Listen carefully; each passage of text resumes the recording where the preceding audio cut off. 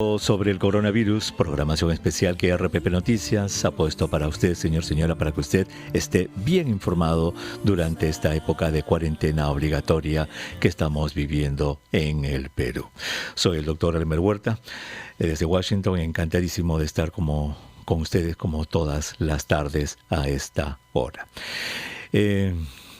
Hoy día vamos a tener un programa especial. El señor ministro de Salud del Perú, el doctor Víctor Zamora, ya está en camino para estar en nuestros estudios y podamos dialogar. Y vamos a conversar sobre la situación actual de esta epidemia en nuestro Perú, en nuestro país. Y ya lo vemos en cabina, ya sabemos que acaba de entrar. Vamos a darle unos segundos para que tome aire, porque de repente subió las escaleras, porque los ministros de salud no toman ascensores, ellos suben las escaleras, así es que lo vamos a saludar en un momentito. Y hoy ya queremos saber varias cosas que son de interés nacional. Por ejemplo, que nos cuente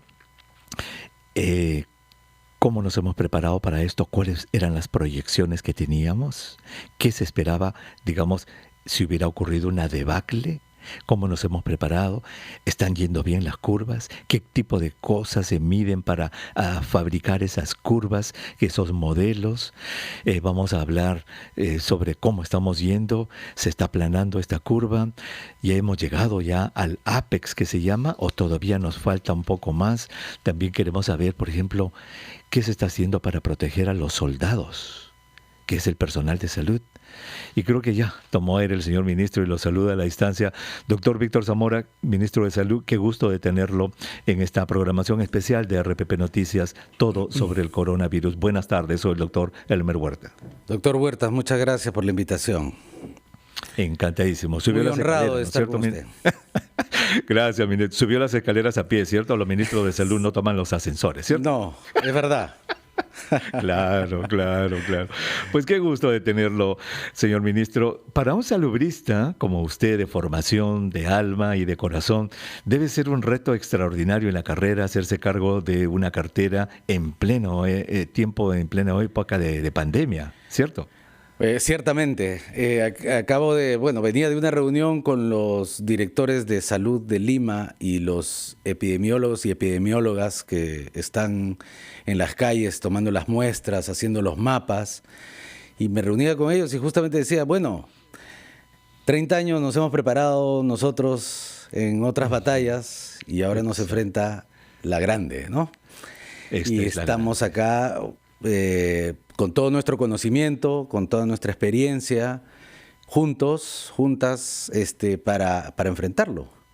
Exactamente. Y bueno, el ánimo está todavía alto.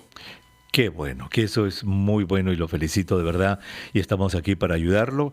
Este es un esfuerzo que el único ganador de esto va a ser el Perú. Aquí no hay colores políticos, aquí no hay ninguna de esas cosas porque tenemos un enemigo común. El virus no distingue de qué partido político la persona, el virus igual lo va a atacar y este virus tiene el potencial de destruir nuestro sistema de salud, así es que todos estamos para poner el hombro, señor ministro, y estamos también aquí en este programa en RPP Noticias para ayudarlo en todo lo que ustedes puedan. A ver, yo quisiera dividir nuestra conversación en varios aspectos, señor ministro. Uno, lo básico, digamos, por ejemplo, que usted nos cuente qué proyecciones se habían hecho, ¿verdad? Porque, por ejemplo, aquí en Estados Unidos, antes de ayer, y ahora sí me encanta verlo ahí en la televisión, lo estoy viendo, y nos podemos ver en esa pantallita que está allí, ¿cómo está? Ahora sí lo veo. Antes de ayer salió, por primera vez, le cuento, aquí en Estados Unidos, el presidente Trump con sus consejeros científicos, con un gráfico, señor ministro, un gráfico que ha causado pánico en la gente, porque la gente no lo ha entendido. Era un modelo en el cual la Universidad de Washington había predicho que si no se hacía nada en Estados Unidos y la curva era alta como el lomo de un camello, se iban a producir entre 1.5 y 2.2 millones de muertes. Mire. Y que si se hacían las cosas bien, y ahí la curva se aplanaba un poco, se iban a producir entre 100 a 200,000 muertes. Se imaginará, señor ministro, el impacto que produjo eso en la gente que nunca había visto ese tipo de gráficos. Entonces, la primera pregunta que le quiero hacer es esa. Cuando se hicieron las primeras proyecciones, por ejemplo, ¿cuántos casos de la enfermedad se había calculado que hubieran necesitado hospitalización? Bueno, los primeros gráficos que se desarrollaron, y usted lo sabe muy bien, se hicieron con muy pocos datos. O sea, muy poco conocimiento. Digamos que los primeros gráficos que se desarrollaron teníamos con la enfermedad con 45 días de existencia en el planeta, ¿no? Se hablaba de la tasa de ataque, la tasa de letalidad, y básicamente teníamos 2 o 3 países, y con esos modelos construimos el primer gráfico, ¿no? Ya, muy bien. Y la cantidad de hospitalizaciones superaba la decena de miles. Por decenas de miles, porque no voy a decir una cifra exacta, porque el lomo del camello varía semana tras semana. En el ACME, en el punto más alto, sí. Pero luego se hicieron correcciones a eso ya con más datos. Por ejemplo, yo escuché que en el Perú, con una epidemia moderada, se hubieran necesitado entre 1.000 y 2.000 hospitalizaciones. ¿Es eso correcto? ¿Es eso correcto? Ya, entre 1.000 y 2.000. De esos 1.000 a 2.000 hospitalizados, ¿cuántos hubieran necesitado cuidados intensivos? Bueno, se calcula que es el 10% aproximadamente, pero lo que usted está hablando es del escenario más... Claro, el peor, sin hacer nada, por eso le digo. Eso es sin hacer nada lo que hubiéramos esperado, a eso me refiero. No, probablemente la cifra a la cual usted hace referencia es a hospitalizaciones de cuidados intensivos, porque nosotros estábamos llegando en una de las gráficas que se produjo, es de 10.000 hospitalizados en su ACME más grande. Y 10% era unidad de cuidados intensivos. O sea, 1.000 cuidados intensivos. Claro, entre 1.000 y 1.500. Vamos con eso entonces. Ustedes habían calculado ya con más datos que se hubieran necesitado 10.000 hospitalizaciones, de las cuales el 10%, 1.000, hubieran necesitado cama de cuidados intensivos. Correcto. ¿Cuántas camas tenemos de cuidados intensivos perfectamente equipadas en el Perú ahora? En este momento, nosotros tenemos 800 camas de unidad de cuidados intensivos en el Perú, totalmente equipadas. ¿Con ventiladores? ¿Con ventiladores? Con ventiladores, con monitores, ¿Con personal? y con personal. ¿Con personal? Y con personal. 800. De esas... En el peor de los casos, discúlpeme, en el peor de los casos entonces nos hubieran faltado 200, ¿cierto? Pero por supuesto. En el peor de los casos. Por supuesto. Muy. Y no solamente eso. Nosotros hubiéramos tenido que sacar a todos los pacientes de otras condiciones para tratar coronavirus, con cuales no iba a ser posible. Exacto. Eso es lo que yo quiero describir para nuestros oyentes, ese peor escenario de qué hubiera pasado si no se hubiera hecho. De allí lo quiero llevar a usted para que nos describa lo que se ha hecho, cómo estamos bajando la curva, está funcionando o no. Eso es lo que quisiera que nuestros oyentes hoy día puedan entender. Vamos a tomar una pausa, señor ministro. Le ruego que tomemos unos segunditos. Vamos a tomar la hora satelital y vamos a regresar con más para que usted esté bien informado en esta época de aislamiento social obligatorio que el Perú está teniendo como un experimento social increíble, el único en la América Latina. Somos el país, señoras, si no se enteró, que es el que más ha hecho y se está poniendo como ejemplo en muchos lugares este tipo de trabajo que se está haciendo en el Perú para aislarnos socialmente y vencer al virus. Si usted recién prende la radio, estamos conversando con el doctor Víctor Zamora, él es ministro de Salud, y en la primera parte, y quiero reafirmar estas cifras. Lo que yo quiero primero, señor ministro, es que le demos a nuestros oyentes la idea de qué es lo que hubiéramos tenido si no se hubiera hecho nada. Si no se hubiera hecho nada, usted me dice que se esperaban 10.000 hospitalizaciones en un corto tiempo y 1.000 pacientes en cuidados intensivos y a lo máximo tenemos 800, o sea, hubiera sido una debacle, señor ministro, si no hubiéramos hecho nada. Esos números son los correctos, ¿cierto? Son los que se usaron para el primer modelamiento, sí, efectivamente. Ya, muy bien. Entonces, allí se decidió empezar con este modelo. ¿Cómo es que se decidió así llevar este modelo y decir, vamos a hacer cuarentena social obligatoria? ¿Por qué? ¿De dónde se tomó ese modelo? ¿Cuál fue, digamos, la recomendación que se hizo? Creo que eso fue antes de que usted llegue a la cartera, ¿cierto? Es cierto, pero la decisión se toma sobre la base de su segunda pregunta. ¿Cuál era la capacidad para responder?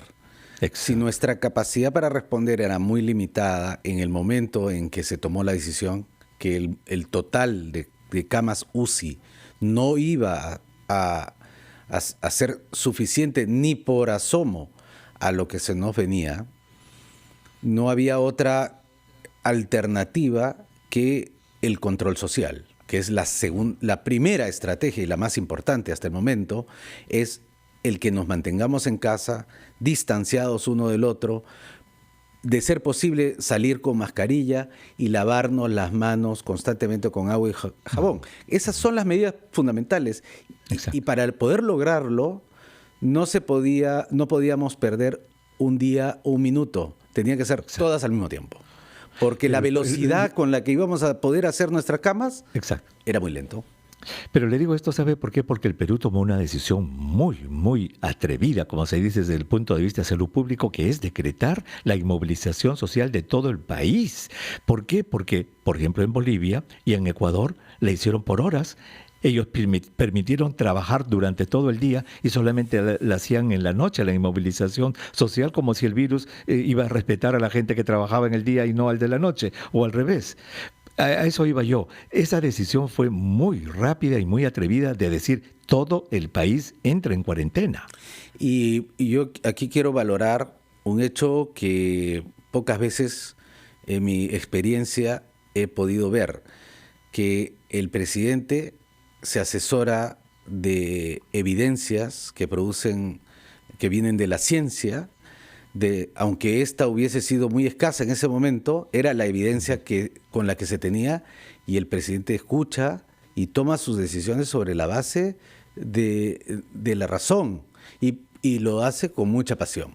Entonces, pero escucha, y en ese momento yo tengo entendido que el presidente fue asesorado, le dijeron, no es posible llegar velozmente a aumentar las camas y tenemos que ganar tiempo.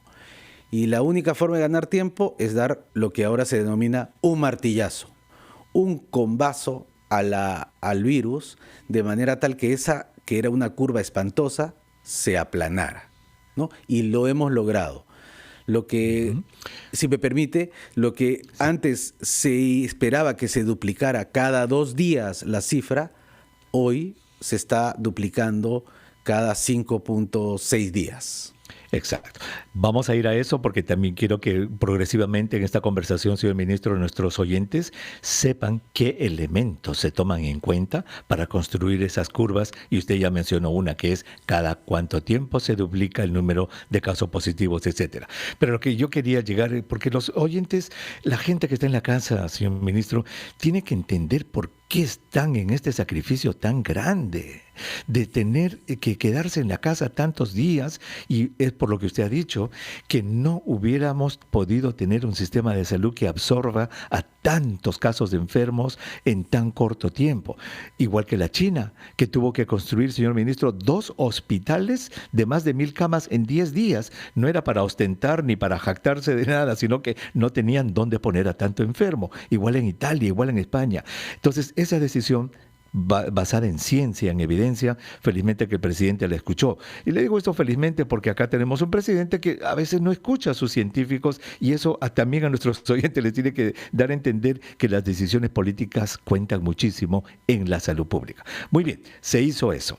Y entonces, ahora sí quisiera que nos cuente, ¿qué elementos son los que se toman en cuenta para saber si estamos yendo bien o mal en esa curva? Usted nos ha dicho una, cada cuánto tiempo se duplican los casos positivos. ¿Qué otros elementos hay que tomar en cuenta?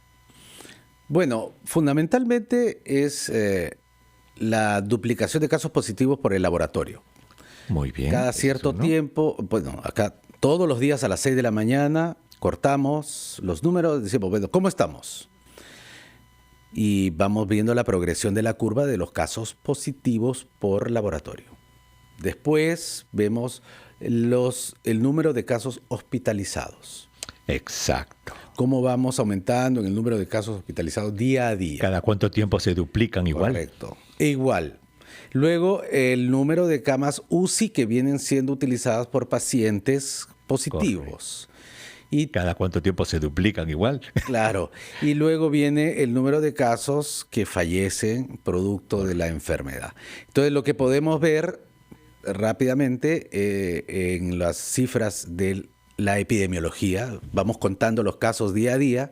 Entonces, Antes, si no hubiésemos hecho nada, de 2 hubiéramos pasado a 4, de 4 a 8, de 8 a 16 y así sucesivamente cada 2 días. El lunes 2, el miércoles 4, el viernes 8 y así. Pero hoy hemos visto la curva y es el lunes 2 y recién el viernes tenemos 4. O el viernes sábado, digamos. El sábado tenemos 4. Claro. Hemos logrado prolongar o hemos reducir la velocidad. Efectivamente, se han espaciado. Exacto. Yo tenía una analogía que me la contaron aquí, la he usado, señor ministro, y la he contado también en el programa, que es el de la flor de loto. Si en la laguna Huacachina ponemos una flor de loto allí en el medio, de la orilla casi no la vamos a ver. Pero nos dicen, esa flor de loto se duplica todos los días. Al día siguiente van a haber 2, al día siguiente 4, 8, así como se ha dicho. Muy bien.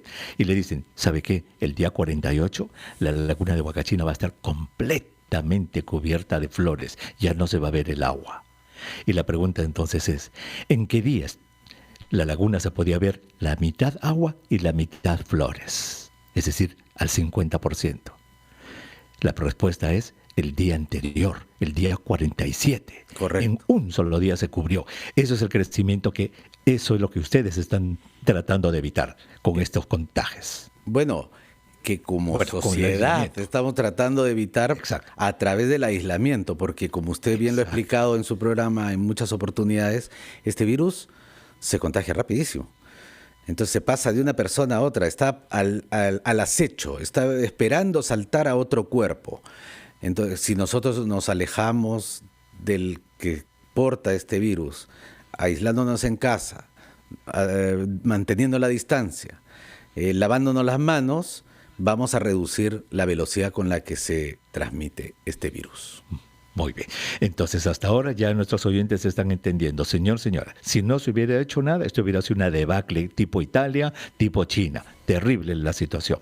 Gracias a ustedes, a los que están en la casa en este momento en cuarentena, es que la curva se está aplanando y el señor ministro nos dijo, ¿qué datos? Esto es lo que yo siempre quise escuchar de ustedes y que se informe constantemente, señor ministro. ¿Cada cuántos días se van duplicando los casos positivos? ¿Cada cuántos días se van duplicando las hospitalizaciones? ¿Cada cuántos días se van duplicando las camas de unidad de cuidados intensivos? ¿Y cada cuántos días se van duplicando las muertes? Esos son los datos que ellos toman en cuenta. Cuando regresemos, señor ministro, quiero que nos cuente. Muy bien, si estamos aplanando la curva, ¿por qué hemos tenido necesidad de un segundo convaso, de un segundo martillazo? Vamos a regresar después de los titulares de la hora. No se vayan. Ahora parece